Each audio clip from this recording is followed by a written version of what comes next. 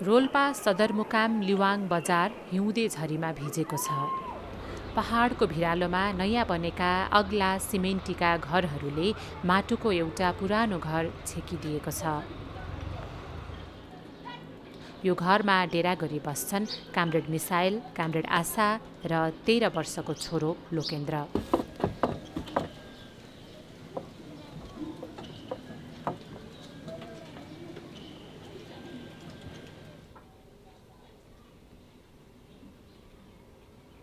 त्यो बेलामा अब रोल्पा जस्तो ठाउँमा अब बाध्यता जस्तै भयो नि। अब घरमा बस्न पनि अब दुवैतिरबाट अब डर हुने भयो। त्यस्तो बुझेर लाग्नै पर्छ भन्ने भने अब हामी दुखी गरिब मान्छे होइन। कति बेला फेरि अब धनी गरिब बराबर हुने रे, अनि घाँस बाँसको के ग्यारेन्टी हुन्छ रे, त्यस्तो भन्ने कुराले अलिक प्रभाव पर्यो। त्यसो भन्दाखेरि साँच्चीकै हो कि जस्तो पनि लाग्यो। अनि अहिले आएर यस्तो होला भन्ने के थाहा।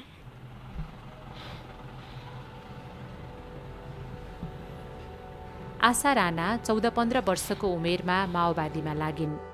पार्टीको अभियानमा हिँड्दा गिरफ्तारीमा परिन्। सैन्य हिरासतमा 22 महिनाको चरम शारीरिक र मानसिक यातना भोगिन्। आशालाई ती दिनहरू सम्झन मन लाग्दैन। म त बोल्न नि बिर्सिसकेको थिएँ, बोल्न नै आउँथेन। शरीर पनि पुरै एक हर नचल्ने त्यस्तो अवस्था भइसकेको थियो। हिँड्न नि नसक्ने। 1-2 महिना त्यही राखिरह भए साँच्चै अब केही पो मरिन्थ्यो कि जस्तो लाग्थ्यो। पछि लास्टमा आएर अब जेल चलान गरिसकेपछि त्यहाँ अलि आँखा सबै हातखुट्टा खुलाएपछि अलि हिँडडुल गर्ने, अलि मनमा अलि बाँच्छु कि भन्ने आश लाग्यो। पार्टीमा हिँडेको भन्दा पनि अब त्यो जेल पर्दाखेरि त्यस्तो गर्दाखेरि धेरै पीडा हुन्छ। त्यो भएर मलाई सम्झिने बेला अति गाह्रो हुन्छ कि, ढो हुन्छ, गाह्रो हुन्छ। मलाई अलि दिमागले पनि अलि सहन अलि हुन्छ। त्यो भएर मलाई त्यो सम्झिन मन लाग्दैन।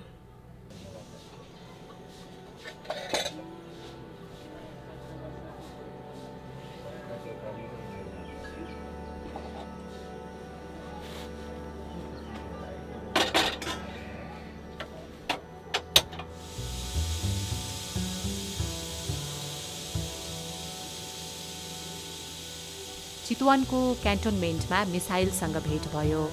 त्यही बिहे भयो र छोरा जन्मिए। क्यान्टोनमेन्टबाट काखे नानी च्यापेर गाउँ फर्किँदा यी लडाकुका मनहरू रित्तो रित्तो थिए।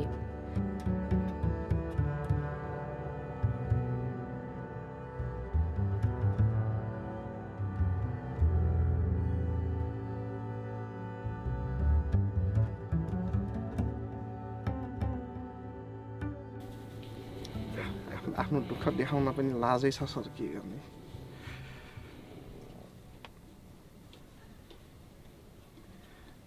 धनी मान्छेहरू भएको ठुल्ठुला बिल्डिङहरूको फोटोहरू अति पेस गर्ने कोठा भाडा ल्याएको छ। उटिना कपडा थुपारेको छ, उटिना भाँडाकुडी छन्, उटिना के छन्, भद्रगोल छ सर।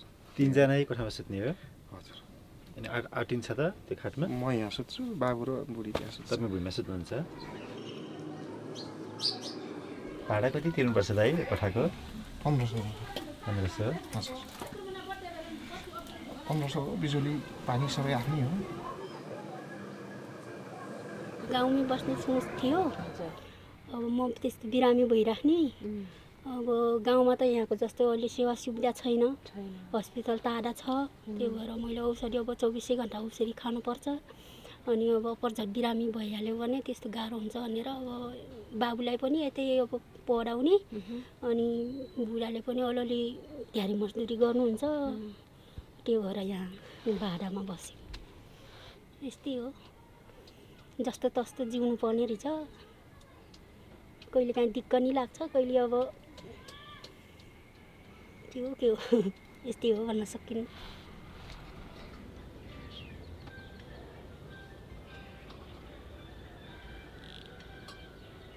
कस्तो छ पढाइ बाबुको, लोकेन्द्रको? ठिकै छ। कति राम्रो राम्रो चित्र बनाउँदो रहेछ। यो कसको फोटो बनाएको?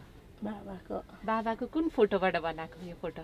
त्यो के रे माउरीको कपडाको हो। कहाँ छ त्यो फोटो? बाबाको मलमा।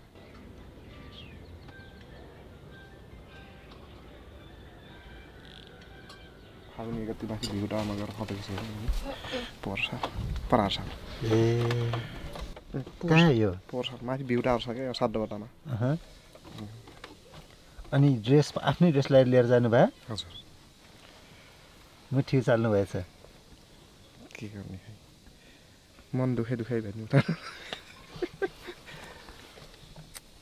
अब भनेर नि के साथ दे दुःख पीडा पोखेर नि के साथ दे त्यहाँ अब हामीलाई हुने नै के हो र अब सक्यो दुःख गर्ने खाने पसिना बगाने खाने त्यही पनि अब हुँदैन पहिले अब हामीहरूलाई लागेको थियो अब पुरै हामीहरूले नै सत्ता ल्याउँछौँ हामीहरूकै रोजगार अनि स्वास्थ्य शिक्षा सब चाहिँ अब फ्री हुन्छ भन्ने त्यो मान्यता अनुसार चाहिँ नि हामीहरू त्यतिखेर मर्न मार्न तैनाथ थियौँ के कुराले जाउँ लाग्दो रहेछ त्यो बेलामा पार्टीमा केले जोस दिँदो रहेछ सर्वहारा वर्ग र सामन्तवादको दुईवटा कुरालाई चाहिँ नि लिएर व्याख्या विश्लेषण गर्दाखेरि क्रान्तिकारीको भाव चढ्यो तर अहिले चाहिँ ठ्याक्कै उल्टो भइदियो अहिले सामन्तवाद आफ्नै पार्टीभित्रै भइदिए भ्रष्टाचारी आफ्नै पार्टीभित्रै भइदिए त्यो हुँदाखेरि चाहिँ नि एकदम ठसलकै मनै भाँचियो कि क्रान्तिकारी गीत पनि सुन्न मन लाग्दैन मलाई त्यो तिनी भिडियोहरू हेर्न मन पनि लाग्दैन म बोल्न मन पनि लाग्दैन पहिले त भाषण गर्नलाई पनि अब धेरै 1-2 घन्टासम्म भाषण गर्न सक्ने क्षमता पनि बनाइएको थियो गोर्खा धादिङ नगद त्यता पर्यो कार्यक्षेत्र त्यहाँ चाहिँ अलि जनसमर्थन चाहिँ कम थियो माओवादी भनिसकेपछि त्यहाँ चाहिँ ढकै लाएर मान्छेहरू भाग्थे अलि पढ्या लेखा भाइ बहिनीहरूलाई समातेर त्यहाँ चाहिँ कलासिङ दिएर हामी पछि परेर भने तिनीहरूलाई कमान्डर बनाइदिएर त्यस्तो गराइ चाहिँ त्यहाँको जनसमर्थनहरू जुटाएर हामीहरू बस्ने आउन जाने भात खाने ठाउँहरू बनाइदिउँ के गर्ने अहिले तिनी कुराहरू सम्झेर पनि साध्य छैन यस्तै हो पुरै मेरो माइन्डबाटै निकालेर फालेर जस्तो भएको द्वन्द्वको बेलामा उपनामहरू राख्ने चलन हुन्थ्यो नि मेरो मिसाइल हो मिसाइल हजुर उपनामहरू राख्नुको पनि कारणहरू छन् कि जस्तै मेरो नाम मिसाइल भयो भनेपछि कसैको रकेट राखिदिएछ कि कसैको बिजुली राखिदिएछ कसैको करेन्ट राखिदिएछ हामीले यो नामले बोलाबोलाइ गर्दाखेरि अब जस्तै लडाइँको टाइममा चाहिँ मेरो नाम बोलायो भने त ल मिसाइल हान्न लागेछ भन्ने भयो दुश्मनले त अनि त्यस्तो यस्तो उनीहरूलाई आतङ्कित पार्नको लागि पनि यस्तो नामहरू राखे हजुर कमरेड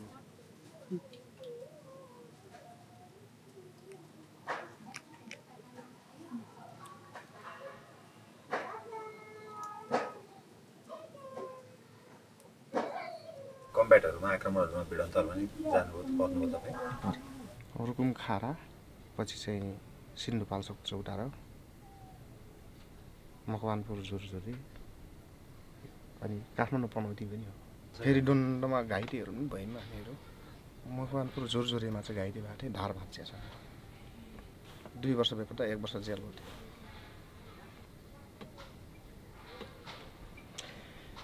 यस्तै हो सर के गर्ने र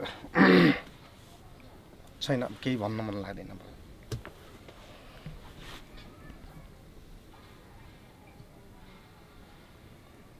के भन्नुहुन्थ्यो नि आमा बुवाले तपाईँ लडाइँमा हिँड्दा हामी त मान्नुहुन्न थियो त्यतिखेरको जोस जाँगर नै अर्कै थियो कसैले चाहिँ हामीलाई त्यो नजा भन्दा पनि हामीहरू चाहिँ कसरी हुन्छ त्यसलाई चाहिँ जित्ने कि एकजना बाजेले भन्नुभएको थियो मलाई जिन्दगी बर्बाद नगर नाति त चाहिँ विदेश जा बरु म पैसा हालिदिन्छु भन्दाखेरि त्यतिखेर मैले चाहिँ क्रान्तिकारीको यो जे ध्वासहरू थिए तिनी ध्वासहरू लगाएर बाजेलाई जिता तर वास्तवमा त्यो कुरो अहिले गाडी लाग्छ त्यतिखेर म यतातिर नहिँडेर त्यतिखेरैदेखि विदेश लाग्दै यस्ता म त आज यो यो कच्ची घरमा कोठा लिएर बस्न त परिन्थ्यो नि घर घडेरी हुन्थ्यो होला छोरा राम्रो स्कुलमा पढ्न पाउँथ्यो होला आजकल सरकारी स्कुलमा पढाउनु परेको छ अरूको बोर्डिङमा पढ्छन् छोराछोरीहरू अरूले चाहिँ नि क्यास महिनाको चाहिँ अब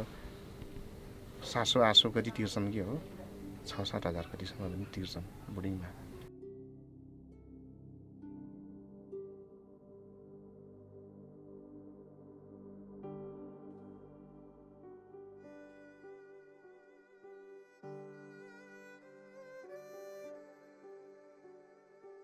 हामीहरू विदेशै गइदियो भने त 2-4 लाख रुपियाँ कमाउनु पाउँथ्यौँ त्यसले अहिले बुढेसकालमा सहज त हुन्थ्यो नि तर उमेरभरि हामीले उतातिर फाली पुगेर अहिले बुढेसकालमा चाहिँ केही पनि छैन अब न काम गरेर खान सक्ने तागत छ न चाहिँ छोराछोरी ठुलो पनि यहाँ छ न अरू बाँकी उमेर छ अनि तपाईँले मजदुरी गर्ने भने त ढाड त्यस्तो भएको मान्छे कसरी मजदुरी गर्नुहुन्छ म चाहिँ पहिले पनि अलिअलि लेबर मिस्त्री काम सिकेको थिएँ म चाहिँ मिस्त्रीको रूपमा काम गर्छु मिस्त्रीलाई त्यति मर्का पर्दैन तपाईँहरूको भेट चाहिँ कहाँ कसरी भएको हो त्यो ब्यारिकमै हो ब्यारेकमै बिहे गरे जनवादी बिहे हो चितवनमा 19 जोडीको बिहे भयो कस्तो हुन्थ्यो जनवादी बिहे चाहिँ के हुनु मालासाला बनाउँथे अबिर सबिर पार्टीले किनिहाल्थ्यो उभ्याइदियो कमान्डर आएर सबैलाई एक हरा चाहिँ टिकासिका लगाइदिन्थ्यो अलिअलि चक्ले सक्ले बाँडिदिन्थ्यो सबैलाई सिद्धि बिहा भइगयो सबै सहनुपर्छ पचाउनुपर्छ त्यही हो अब त्यस्तो पिँढै मात्रै बोकिराखेर पनि के गर्नु जे होस् हामीले सोचे जस्तो भने जस्तो चाहिँ भएन अब एउटा हिसाबले लाइफ ड्यामेज नै भयो भनौँ यो पार्टीकै झोला बोक्दा बन्दुक बोक्दा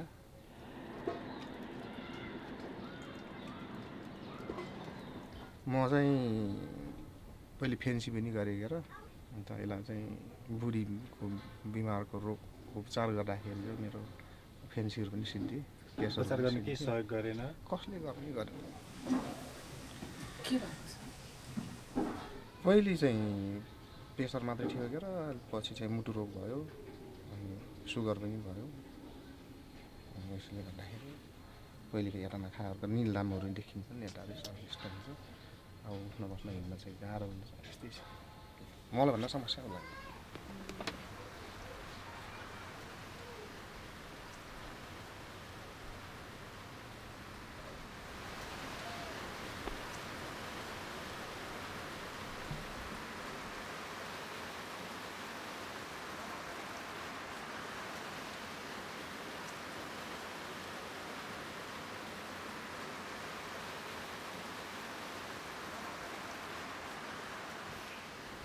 आज काममा जानु भएन तपाईँ पानी आछ भोलि जानुहुन्छ पानी जाडो छ भोलि पनि के हुन्छ भोलि पनि पानी आउँछ के हो अनि काम नगरेको दिनमा काम नगरेर त्यसै बस्नु के गर्नु अरू उपाय केही छैन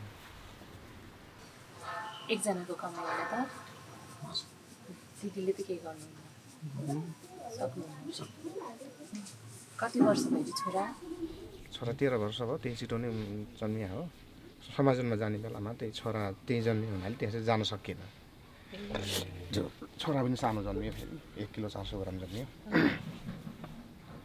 त्यो भएर एउटा समाजमा त्यसो जान चाहिँ सकिएन छोरा चितवनको चिनो हजुर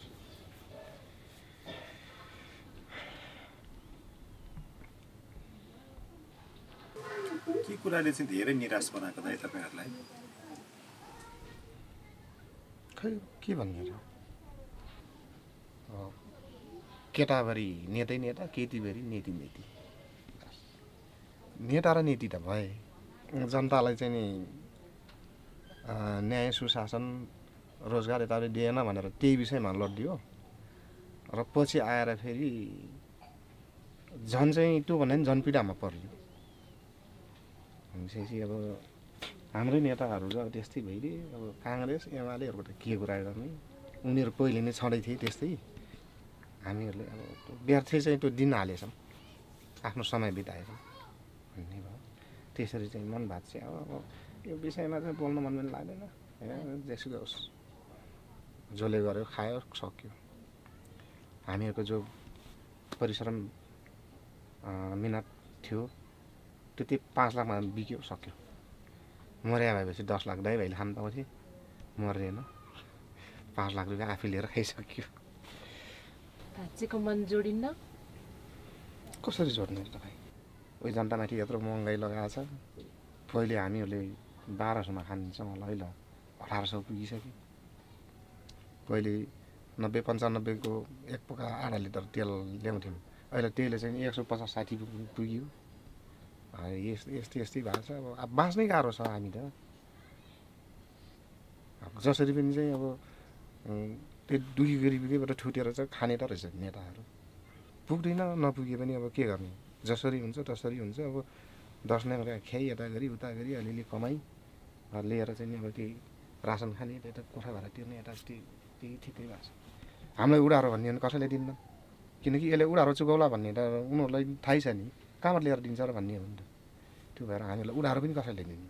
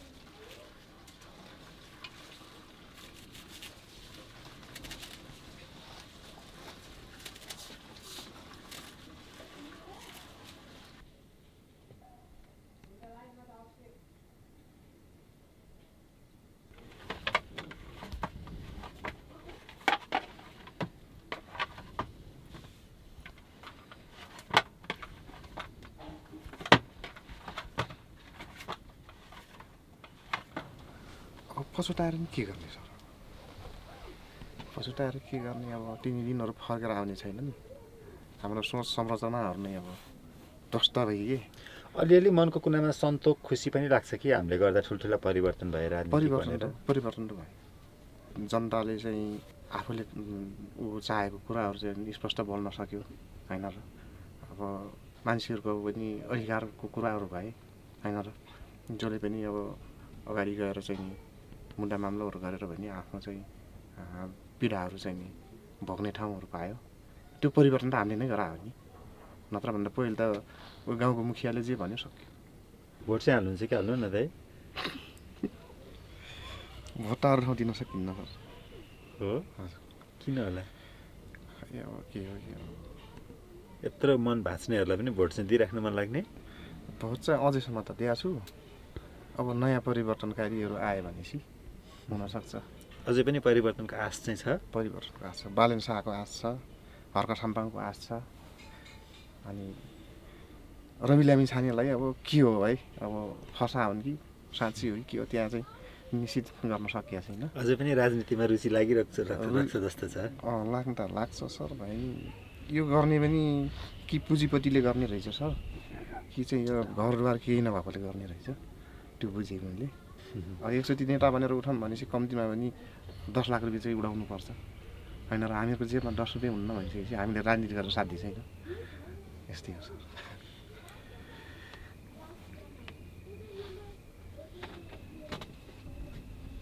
बुढेसकाल पनि लाग्यो, कहिलेका अब कसरी बाँच्ने होला, के गर्ने होला, बच्चा कसरी पढाउने होला भन्ने लाग्छ। जिन्दगी अब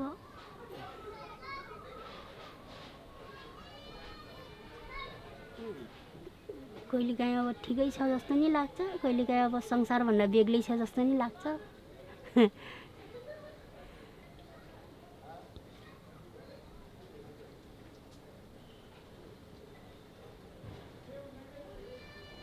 खुक्रो ज्यान आधा मरेर भए पनि अहिले यहाँसम्म आइयो।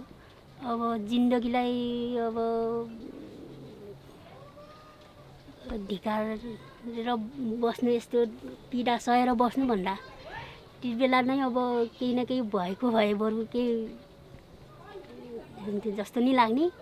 अनि फेरि बल्ल बल्ल पाएको जिन्दगी अब यहाँसम्म आइयो, ठिकै छ भन्ने नि लाग्ने।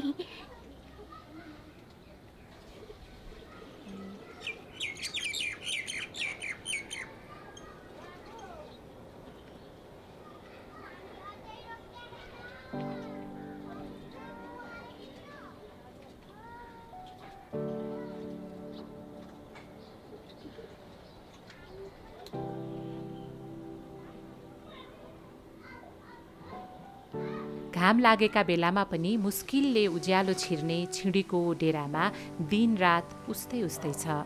मिसाइलले पहिले रगत बगाए, अहिले पसिना। आशा टोलाइरहन्छन्। उज्यालो समय कैद भएको अँध्यारो कोठाभित्र उदासी मिसिएको अनौठो मौनता छ। क्रान्तिको राजधानीको एउटा कुनामा रक्तिम सपनाहरूको अवसान छ।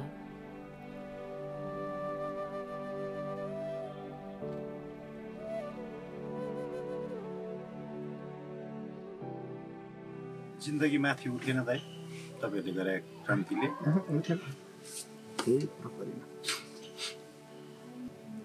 मलाई गर्व लाग्दैन आफ्नो विगतप्रति? लाग्ने त्यो पछाडिको झोला नि यो त्यही क्रान्तिकै होला। यो यस्तो झोला पनि दिएको थिएन हामीलाई, साथीहरूसँग मागेर। खै चिनो देऊ न त नि भने मागेर राखेँ। अरू के चिनो छ त? छैन अरू त, मेरो सबै त्यही घरमै होला, यहाँ चिनो छैन कि। अब अहिले तिनी लगाम भनेपछि अब प्रायः विप्लव साथीहरूले भन्छन् कि तपाईँको लगाउने कपडा अरू छैन र लगाउनु भयो कि के हो भनेर भन्छन्। अनि हामीलाई देऊ भन्छन्, दिउँ कसरी दिउँ म दिन चाहन्न। भोलि पर्सि अब अरूले यत्रो कमाए छन्, खै त मेरो बाउ आमाले के कमायो भनेपछि कमसेकम त्यही पाटे छाला देखाइदियो भने त यसले खाइदियो मेरो जिन्दगी भन्ने त्यो आधार त हुन्छ। त्यो भनेर पनि मैले चाहिँ उतै राखेको छु। Compact dress? हजुर। ओहो लाइन पनि गयो हजुर, सक्यो अब।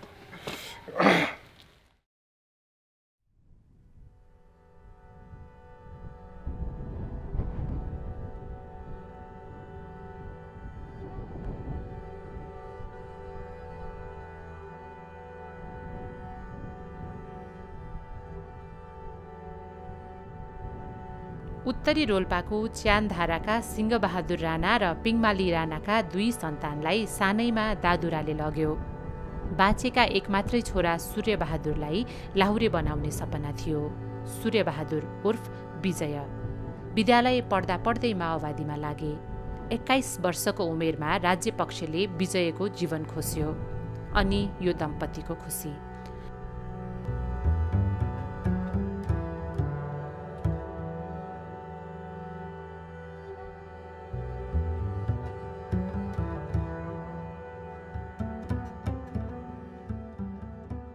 तीन भाइ बहिनी हुन् छोराछोरी। दुईटा पहिले अब के यो ठेउले डाँडा भन्थे त्यसैले खाइदिएको दुईजनालाई एउटै महिनामा बोकेर फाले। एउटै छोरा थियो, पछि अब यही दण्डकाल आएको नानी, दण्डकालमा अब माओवादी भन्छन् क्या नानी, त्यसैसँग लागि छ। त्यतिसम्म आन्टो जान्थ्यो, हामी त स्कुलै पढ्छ छोरा भन्यौँ, त्यो केही थाहा भएन। 15 भन्दा 14 वर्षबाट लाया रहेछ। पछि 21 वर्ष लाग्नुमा अब घुम्न पुग्यो नानी, दबाङ भन्ने ठाउँ। सेनाहरूमा गएर त्यहाँ घेरा मारेर मारिदियो भन्ने हल्ला छ। खै हामीले आँखा देखेनौँ, हेर्दा आँसु सुन जस्तो यहाँ बाबुहरू जस्तै जोरको थियो छोरा त।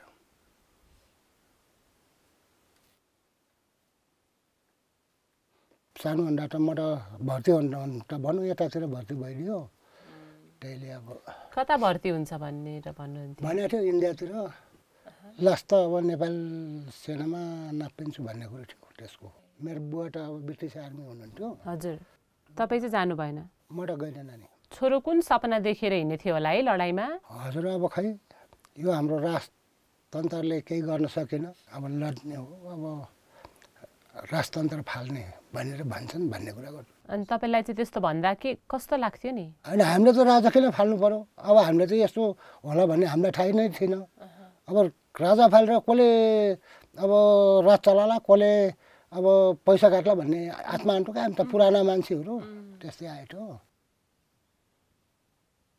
के थियो छोराको नाम? साथीहरूले अब विजय भन्थे, घरको शुभ नाम त सूर्यबहादुर राणा। विजय भयो त छोरा?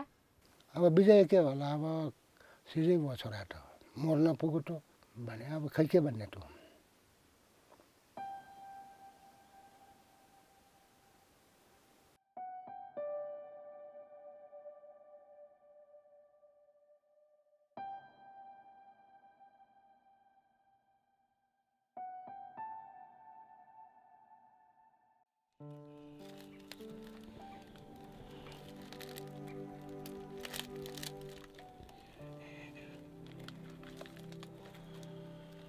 यो 6 वर्षको फोटो हो। यो मेरो बुवा हुनुहुन्छ। ए कहाँ गएर खिचेको? ऊ बेला बाटो खन्न सुलीचौरसम्म अब यहाँबाट झार लायो हो। म बाजेसे जान्छु भनेर तमास गरेर जाँदाखेरि उसको बाजेले खिचिदिएकाहरूले बादमा यो फोटो। उसको लड्डाको त यो हो। त्यो बिचको हो? हजुर बिचको हो। यो सम्झना भयो नि, जे भयो नि मरेर भुल छोड्ने हो, बिर्सनु पर्ने हुन्छ नानी। अब रोएर उठ्ने कुरो भएन। नगर भने छोराले नि मानेन। छोरा जाने बेला हामी रोने गऱ्यौँ। अब नजा नगर, एउटा छोरा हामीलाई कसले पाल्ला, हामीले कुरो त्यो लय हो। उसले त्यही भनेको थियो कि सट्टै हुनु पऱ्यो कि अब मृत्यु हुनु पऱ्यो मलाई। म मरे पनि आँसु नखसाले भनेको थियो उल्टा। एक आँसु नखसाले म मरे भने पनि तिमीले आँसु खसाल्न हुँदैन भनेर भनेको थियो। ए हाम्रो आमा गाविसमा मेरो जस्तै एउटै छोरा अब 3-4टा मरिसकेका छन्। तिनलाई हेरेर पनि चित्त बुझाइयो के गर्ने, त्यो लिन जाने कुरो भएन। यति हो। एउटा विवाह गरेर कोही नाति नातिना भएको भए त्यो हेरेर बस्दा मैले भन्ने हामी बुढाबुढीलाई त्यति भएको भए पालेर बस्ने थियौँ हामी। यहाँको मेरो अंश खण्ड हो अब भन्ने कुरो त्यति नै बेखुसी छु नानी। अरूमा म खुसी छु। रोल्पामा त घर सुत्न बस्न नाम थिएन। अब स्याहारीले अब सेना परेर लियो भने मार्ला भन्ने हामीलाई त्यो डर थियो। दिनभरि काम गर्ने, हामी दिनभरि काम गर्ने, अब खाना खाऊ शामको अब बन्तिर लाग्ने, त्यस्तो थियो। घर खाली। अब जङ्गलमा गएर सुत्थ्यौँ। यो मेरो घर त पुलिसहरूले 2 फेरा खोल्न आए। अब माओवादी पाल्छस् भन्ने स्याहारीले अब यस्तो छ उस्तो छ भन्ने नि त्यहाँ। त्यसो गरी हामीले 8 वर्ष बितायौँ नानी।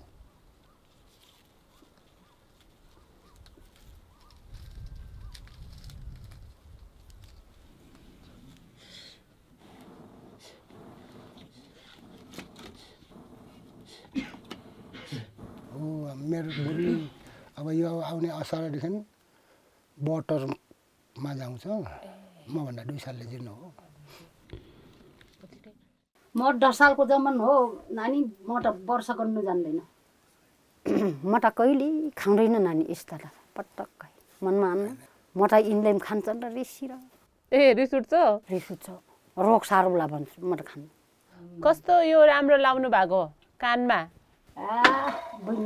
केलाने उसले लान्थ्यौँ त। कसले किनिदियो? बुढोले किनिदियो। विदेश गएनन् कि गएनन् किनेको। हामी त कहीँ गएनौँ। बुढाबुढीले काठमाडौँ देखेको छैनौँ। हो र? हो यिनै देखेको छैनौँ बुढाबुढीले त। यस्तै हाम्रो एक्लै भयौँ न त यस्तै भयो। तत्वन हाल्दी मामा यसलाई? खोइरो लाग्छ भन्छन् के नानी। ततान्न नानी त खोइरोले खाना मास्ने रहेछ, बोट मास्ने रहेछ। यो यहाँ ततायो भनेदेखि पात गल्छ उसको फल खान्न। ए कस्तो कस्तो चलन है। हजुर नखाने? खान्न बहिनी। सकाल खाऊ। मिठो छ? मिठै छ बहिनी। वनको हो? होइन घरको बहिनी। लिबाङ त जानु भएको छ? पहिलातिर गएको, अहिले 15-16 वर्ष भयो होला नानी। म गएको छैन। नाम छैन मलाई, फुर्सदै छैन। उहाँ गएर पनि यहाँ लक्ष्मीकोल जान्छ त्यहीले गएन। ए छोरा बाँचिरहेको भए कति वर्ष हुनुहुन्थ्यो अहिले? छोरा बाँचिरहेको भए अहिले 41 हुन्छ। ए कत्रो हुनुहुन्थ्यो? 21 वर्षमा गुम्यो हो नानी। बाउसित त 25 वर्षले जेठो कान्छो थिए, त्यो कान्छा छोरा। जेठा 20 वर्षले जेठो कान्छो। छोरीसित यिनीहरू 22 वर्षले जेठो कान्छो थिए। 3 त थिए। उनले दादुराले लगेको बहिनी ठुल्ठुला थियो। एउटाले 8 वर्षको, एउटाले 6 वर्षको। 21 सालमा एउटा माघको महिनामा, एउटा चैतको महिनामा उठेर गए। अब उनी पछि जानु सकिने रहेनछ। खै यो बुढाबुढी बाँचेर फल छैन, के गर्ने। उनको ज्यान छैन, नजरभरि घुम्छन्। फन यस्तो थिए उस्तो थिए, यति वर्ष भए भन्ने त केही उपचार थिएन त्यति बेला। घरमा पनि त्यो उपचार गर्ने कोही पनि आन्न त्यति बेला। त्यति बेला त खोप सोप केही थिएन, के गर्ने। जत्रो दुःख पऱ्यो पनि सनै पर्ने रहेछ बहिनी नानी। यहाँ त हामी यस्तै बुढाबुढी बाँचेको छौँ, के गर्ने। नानी दुःख छ यहाँ भुक्टो छ त के गर्ने त काम गर्न चाहिँ सकिया छ अहिलेसम्म खै कोली गर्दै लाएर नानी गरी त खाइरहन्छन् पर्छन् त कि छोरी जवाई भए उनले गरिदिने कि छोरा बुहारी भए उनले गरिदिने वनका मान्छेले हेरे पनि एकैछिन हो त त्यत्तिकै त गर्नुपर्ने त अब बुढाबुढी जो के गर्ने नजरबुरी त भनभनी घुमिरहन्छन् छोराछोरी त्यो झन् त्यत्रो भएको अघिकोलाई नजरबुरी घुमिरहन्छन् के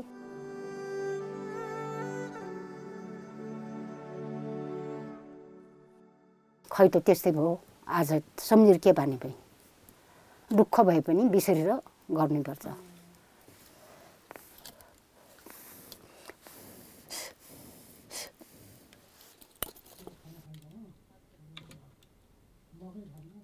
आन्थ्यो जान्थ्यो बा त्यति नानी हामी रोन्थ्यौँ उसको जाने बेलामा छोरा फर्किन्छ कि फर्किन्न भन्थ्यौँ इड्डो ठोकेर बहिनी कहीँ मारिदिन्छन् कि मर्छ कि सम्झाइरहन्थ्यो जो आमा त्यस्तो नरोनु बाउ नरोनु तिमी भन्नु म मरेँ भने अब कि सही कि सत्ता भन्यो त खै त यस्तो भयो के गर्ने बहिनी अब उसको मनको पुग्यो हाम्रो मनको पुगेन उसको इच्छा पुरा भयो हाम्रो त पुगेन मारी माग्यो उसको इच्छा पुरा भयो बहिनी हामी रोयौँ ढोयौँ त्यत्तिकै भयो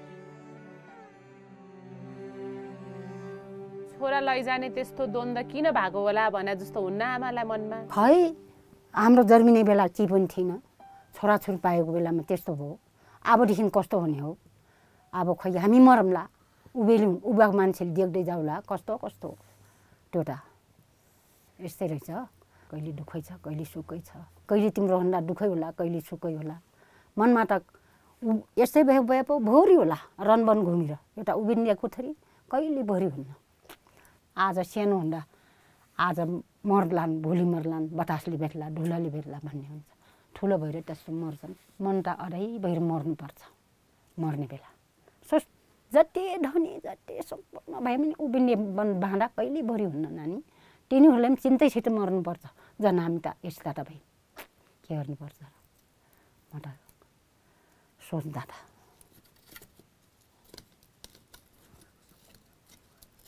कोसँग बसेर मनको बह भन्नुहुन्छ नि कोहीसित भन्दैन नानी तिमी नआयो र पो म भन्दैन पटक्क भन्दैन भनिर पुग्दैन तिमीले सोध्नु लाग्यो भने नत्र म भन्दैन कुन आफन्तको छेउै भन्दैन बहिनी यस्तै रहेछ जिन्दगी भन्ने मन बुझाउने हो अरू केही छैन कि को छेउ दुःख नगरेर पनि भर्दैन मन को छेउ दुःख गहिरो भने अन्न सुख यो सम्पत्ति नपालौँ भन्दा हामीले के खाने पहाडको मान्छे दुःख फेरिएन आमा मरे त दुःख फेरिला नमरन चाहिँ यही हो जिन्दगी शरीर नजल्दन जिता मनको चिन्ताले पनि कहिले छोड्दैन मनको दुःखले पनि कहिले छोड्दैन कामले पनि कहिले छोड्दैन अलि उमेरको भए पो यो गर्न उ गर्न भन्ने आज भोलि त आज मर्छु कि भोलि मर्छु के भरि मर्ने त्यति छ चिन्ता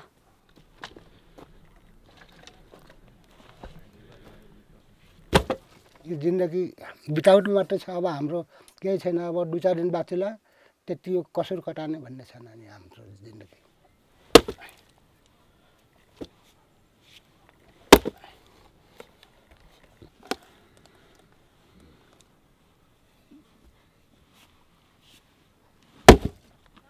स्कुल नि धेरै बन्यो अस्पताल पनि अहिले पछाडि आयो त्यो बेलामा लिबाङ यो रेउगानु केही अस्पताल थिएन मेरो छोराछोरी घुम्ने बेलामा अब गाउँ गाउँमा स्वास्थ्य राखिदिएको छ सरकारले यो गाउँ केजा छ ऊ गाउँ स्वास्थ्य छ अब हाम्रो हिँती ल्याउनु स्वास्थ्य छ अब पहिले त हामीले जहाँ लगे पनि उयो काठमाडौँ भन्ने कुरो थियो हामीले सुन्दाखेरि ऊ बेलाको जमानामा काठमाडौँ कहाँ हो भनेर जाने हो कि के गरेर जाने हो कि केही थाहा नभएको नानी के नानीहरू बिमारी भएपछि यहाँबाट गाडीमा 2.5 घन्टामा लग्न पाइन्छ कोही अब लोड्दो पर्दो कोही चोट लागेछ भने पनि उपचार गर्नलाई सजिलो छ नानी। अब हाई स्कुल खुल्न पुग्यो, पहिलेदेखि हामीलाई त्यस्तै पढाउने स्कुल थिएन, पहिलाको भन्दा विकास भयो। अहिले हामीलाई खुसी नै त्यही लागेको छ। छोरा गुमे पनि यो गरेको छ छोराले, अब विकास गर्न सफल भयो भन्ने मलाई त्यति नै खुसी लागेको छ नानी। के विकास भएको रहेछ बुवा?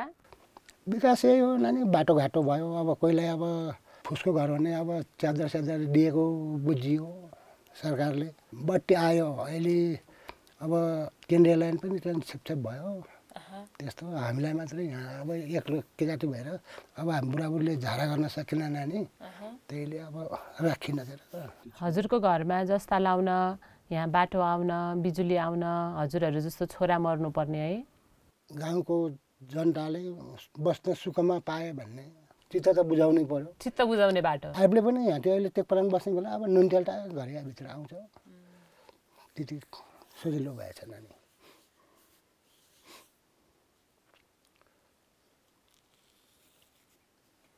मेरो छोराको विचारै नै यही भयो भनेर मैले कसैलाई दुश्मनी मैले गर्दैन नानी। मेरो छोराको इच्छा पुरा भयो भन्ने त्यति छ मलाई। यो देशको जनताको लागि लड्छु भन्यो होला, त्यहाँबाट ज्यान गुमाउन पुग्यो, अब त्यही हो उसको इच्छा पुरा गरेको। यस्तो भयो आमा, म मरे पनि मेरो सपना पुरा भयो भन्नु गयो, खै के गर्ने। उता मऱ्यो गयो, मेरो त कहिले सन्तोक छैन नानी। अब 5-6 वर्षसम्म त आज आन्छ कि छोरा, भोलि आन्छ कि छोरा भन्दै बसिरहे। अहिले त खै बिछ्ने भयो, 73 वर्ष त अब के गर्ने त। अब उतै दबङ पाइ मरेर त्यहाँ सैनिकले मारे भन्दिखेर त्यो लासै बिच्नमा बाउ त बेहोस भएको थिएँ, दिमाग फ्यान्टै भएको थिएँ मैले फेरि होइन। दुनियाँको छोरा यस्तै भएको छन्, दुनियाँको छोरी यस्तै भएको छन्। जाम हाम्रो सम्पत्ति छन्, घर छ, नमरञ्जित खाम्ला फर्किएर जाम भनेर यता आने मनै थिएन। अब त कहाँ जाने र, अब त मर्ने बेलामा भयो बहिनी। कसैसँग चित्त दुखाइ, कसैसँग गुनासो छैन? छैन, गाउँघरमा किन छैन, छन्द होला भन्दैन बहिनी। तपाईँले पिर किन भन्ने? सरकारसँग, नेताहरूसँग? बहिनी त्यहाँ अहिले नेताहरूले पनि भेट्न आन्न, सरकारले म भेट्दैन, केही छैन बहिनी मलाई। भए पनि नफुगालेसी केही छैन, केही छैन। मनमा छ भन्नु मन लाग्दैन? नभनेसी केही छैन मनमा कुवाएसी।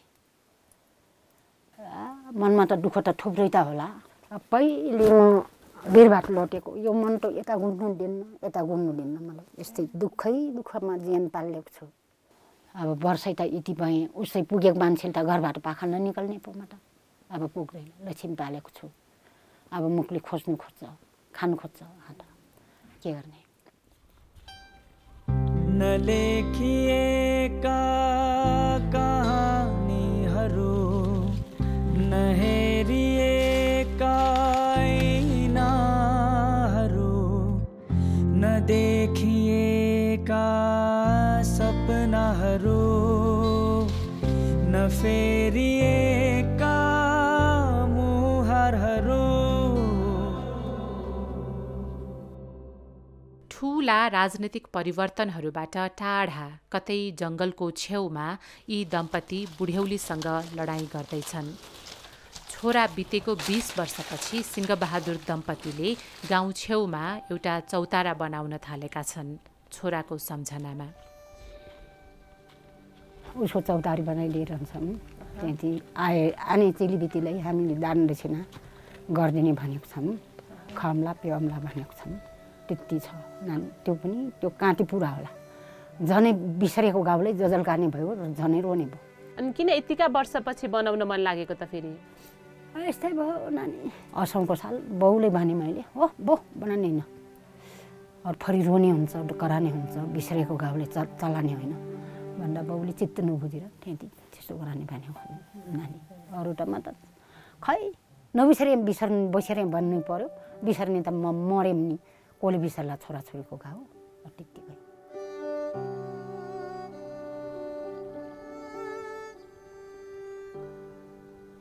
यिनी सब प्लस्टर गर्ने हो सर, यिनी सब थोरै प्लस्टर गर्ने। ह्याङफोरबाट छाना ल्याउने हो टिनको। कोही आन्दा पनि शीतलमा बसुन् छोराको छायामा भन्न खोजेको छ। आन्दा कोही बेला पानी पर्छ, कोही बेला घाम आउँछ, त्यसले छाना नि राख्दैन हो। मुटुको घाउ मर्ने त मर्यो, बिर्सिनु नसकिर हामी मऱ्यौँ भने पनि आउने जाउनेले यहाँ बसुन्, यहाँ हेरोन् भनेर बनाऊ।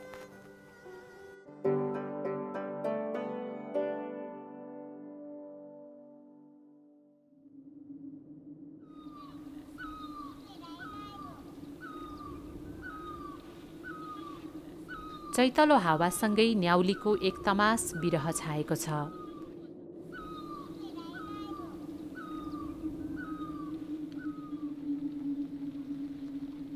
लिवाङ बजार नजिकै कोट गाउँकी मेघमतीको मनमा 23 वर्षदेखि चलेको बिरह बिसाउने ठाउँ छैन।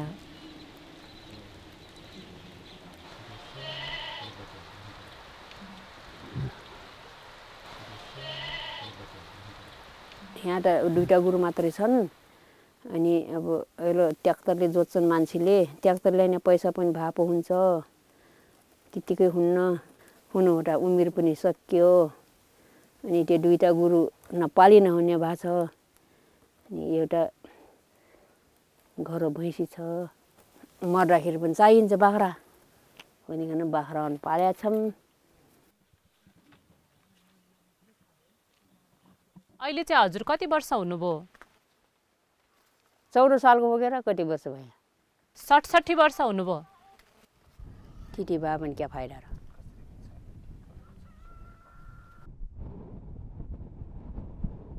20 वर्ष अघि यस्तै चैत महिनाको एउटा साँझमा माओवादी भन्नेहरूले आफ्नै आँखा अघिल्तिरबाट श्रीमान प्रसाद बुढालाई लिएर गए। प्रसाद घर आएनन्। 15 दिनपछि उनको मृत्युको खबर आयो। 5-6 बजे घामै थियो त्यति बेला घरैबाट एउटा भैँसेलु कि के हो तानिकन लग्यो भयो। तपाईँ घरै हुनुहुन्थ्यो? त्यति बेला म घरै थिएँ। रोक्नु पनि सक्नु भएन होला त्यतिखेर?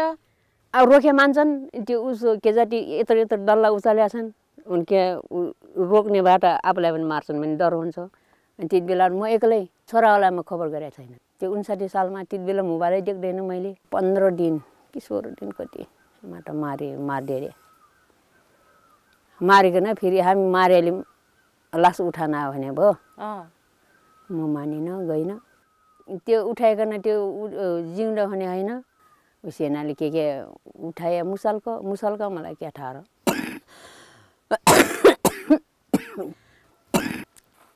खै देखिरहेकै हुन्, चिनिरहेकै हुन् उनी। अब अझै पनि छन्, के गर्न सकिन्छ र। मैले के गर्न सकिनँ। त्यस्तो गरिकन बिर्सिने किन बिर्सिला।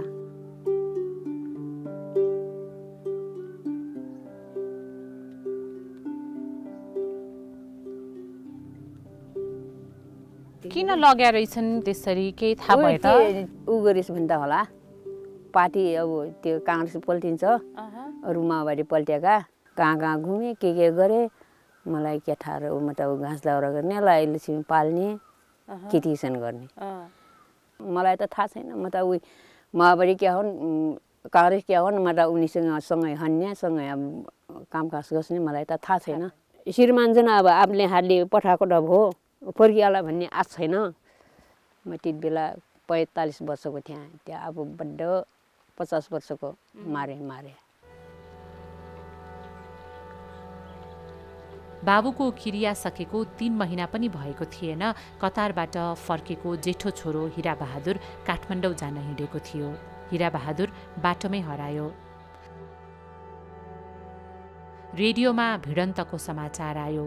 छोरो कहिल्यै घर आएन। छोरा उके त्यो एउटा त्यति बेला उ थियो काठमाडौँ थियो। त्यो विदेश जान्छ भनिकन भिसा लाएको थियो। पहिले कतार 3 वर्ष बस्या हो। त्यहाँबाट आइकन फेरि म अर्को देश जान्छु भनिकन भिसा लगाएको। अनि त्यसको उसमा त्यो घुमिरहन्थ्यो भयो। असार सकिने मेला कटान हो त्यो याद खास छैन। अनि त्यो जाँदाखेरि त त्यो सेवार खोला भन्छ नि तल दाङको, अनि त्यो खोलाबाट अपहरण गरिकन लग्यो भनिकन राति कति बजेको बेलामा म फेरि पहिल्यैदेखि रेडियो सुन्छु भयो। अनि त्यो रेडियो खोलिकन सुतिरहँदाखेरि रेडियो भन्यो 3जना आतङ्कवादीलाई सेनाले सेवार खोला भन्ने ठाउँमा समातिकन मार्यो भनिकन समाचार भन्यो कि 11 बजे कि 10 बजे थियो। नाम भन्यो? नाम भनिन, 3जना आतङ्कवादी भन्यो। अब त्यतिदेखि त अब थाहै भएन। अहिले पो अब भन्छन् भयो मारिकन फालेको थियो अरे अहिले भन्छन्। त्यति बेला कसले भन्छ थाहै छैन। अनि म त मेरो छोरा होला भनिकन आशै छैन। ऊ सके गरेको थिइनँ। श्रीमान बितेको चैतमा अनि छोरा साउन 5 गते। साउन 5 गते। ती त भोट नि त्यो ठ्याक्कै ऊ रेडियो मैले सुन्दाखेरि 5 गते हो। राजनीति खास गरे पनि होइनन् भयो। त्यसले माओवादीमा गर्दैन, त्यो उसको बाउसित पनि हिँड्दैन। अझै पनि आन्छ कि भन्ने आश हुन्छ छ। बा कतै छ कि आँखाले देखिन्न। ऊ कानले अब एउटाले के भन्छ अर्कोले के भन्छ के थाहा। आला भन्ने आस्था होला त। अनि त्यो कहिले यो सरकारले कहिले सुनाइ गर्ने हो। त्यो बेपत्ता मात्रै गराइने हो कि त्यो के जति भन्छन् आए मात्रै खोलिकन अहिले छ कि छैन म त अहिले पनि सुन्दैन रेडियो पनि। फेरि के गर्न सक्दैन त सक्छ र के गर्न सकेको छैन कि कति पुस्तासम्म गर्ने हो। त्यो आए जम्मा गर्ने हो, समिति गठन गर्ने अनि पैसा मात्र खाने हुन्। के भयो भने अब हजुरको यो मनमा लागेको चोट हल्का हुन्छ, अलि निको हुन्छ? केन होला कि जो भए पनि हुन्न। अनि मलाई त के चाहियो र उही छोरा जिउँदै चाहियो। अनि कहाँ राख्या हुनान् जिउँदै, यति बेला राख्या हुनान् र।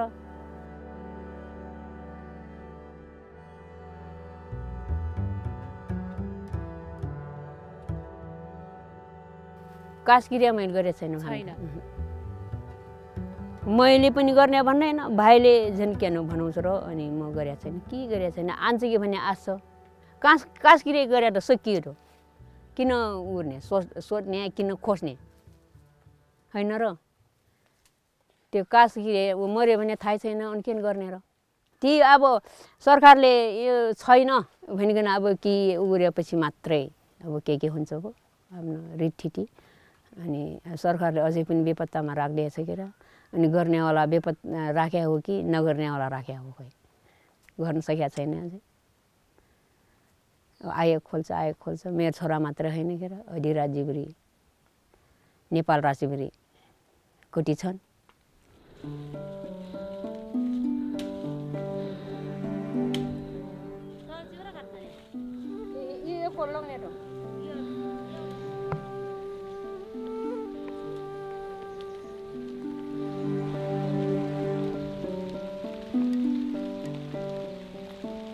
दुःख होला। आज पनि उही सोच, भोलि पनि उही सोच, अहिले भरे उही सोच। अनि काम गर्दा यस्तो अब म कोही संसारीसित कुरा गर्दाखेरि अब अलि बिर्सिने अलि अब तिमी लिन्छ मन। अनि एक्लै यस्तो अब कामकाजमा जाँदाखेरि ऊ सोच त उही आन्छ। तीले त रोग भयो मेरो आँखामा देखिन्न। ती रोएको रोई सोची मनमा शान्त हुन्न। ती छ नानी हातखुट्टा पनि अब लुला भएपछि त्यति बेला होला ढौटा कसले हेर्ने हो। त्यति बेला रोग लागि पनि मर्दैन। अनि अरू त कोही त अब के जाति गरी आफ्नो हत्या गरिकन मर्छ नि। म त्यस्तो गर्न सक्दैन। यस्तै छ दुःख काटिकन कतिसम्म लेखिया छ त्यतिसम्म त बाँच्नु पर्यो भन्ने मात्रै सोच्छु। उनी अब बाँच्ने मान्छे त त्यस्तो गरी भए पनि बाँच्ने मर्या मान्छे अब मरिकन सकियो हरायो। बिर्सिने त मन किन लाग्ला गरे। अब 59 सालमा अहिले कति वर्ष भयो। म न मर्न सकेको छु न राम्रो गरी बाँच्न सकेको छु।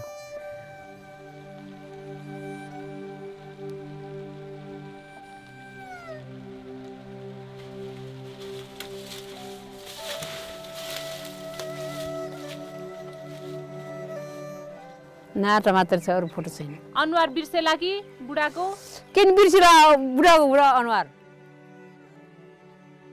बाजेको त फोटो छैन कि नाटामा मात्रै छ।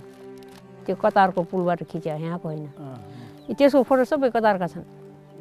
पहिले कतारबाट डबल खिचेको फोटोहरू छन् छोराको।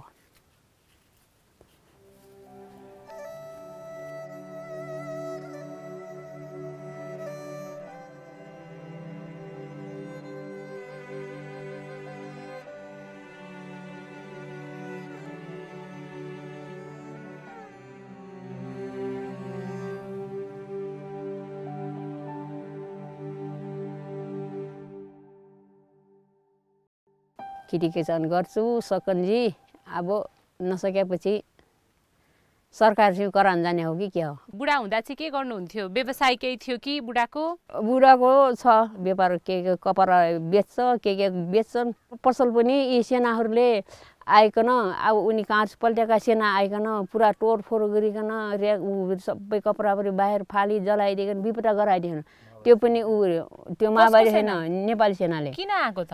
खै किन आएको? हाम्रो कति नोक्सान भएको छ कति।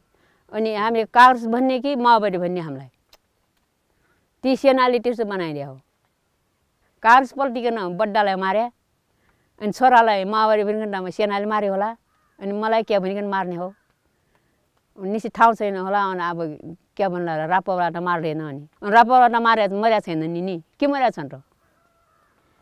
त्यस्तै छ अब उही के होइन उही। तपाईँलाई चाहिँ आफू के हो जस्तो लाग्छ त? के हो लाग्दैन।